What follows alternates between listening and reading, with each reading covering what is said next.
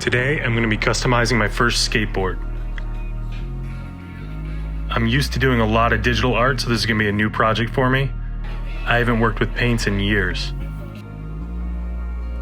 I did a little research and bought some paints to prep it, so I'm going to tape it up, spray paint it up, and get ready to come up with an idea to sketch and paint.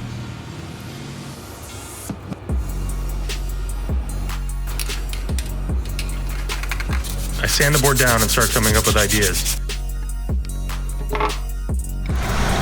I try not to control the idea too much.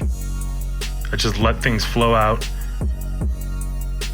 I think the best stuff comes when you just let the idea flow and then force it forward.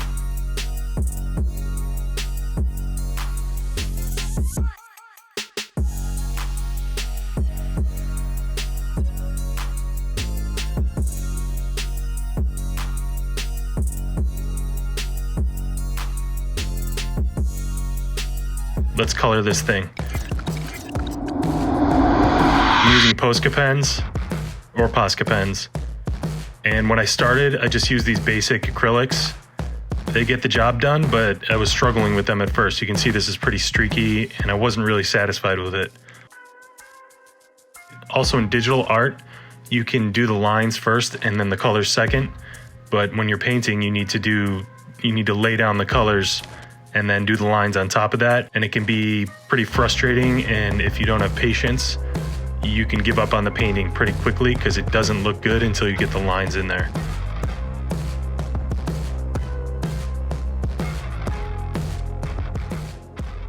Yeah, these basics weren't working, so I called in the big boys, Grog. These paints flow a lot better.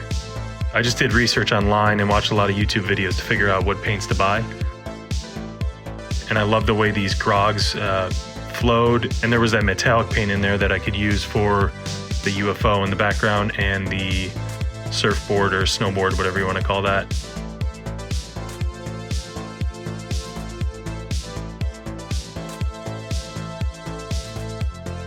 Once the lines come in, that's when the confidence starts picking up a little bit.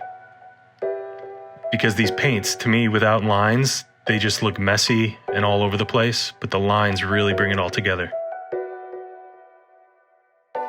As I said, this is one of my first paintings in a long time, so I feel like I could overwork things, so I'm forcing myself to just getting to a point of feeling like it's almost done, posting this video up and calling it a day, because I could rework this thing forever.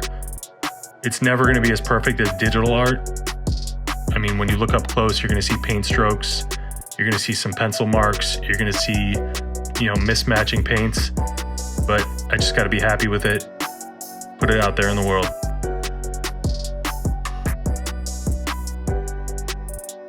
I'm still learning about Posca or Posca Pens. I feel like I get a better coverage with paint brushes, and I feel like my control is there, so, Posca Pens are great for, Posca Pens are great for line work. So the jury's still out if I'm going to keep using them. Enjoy the reveal.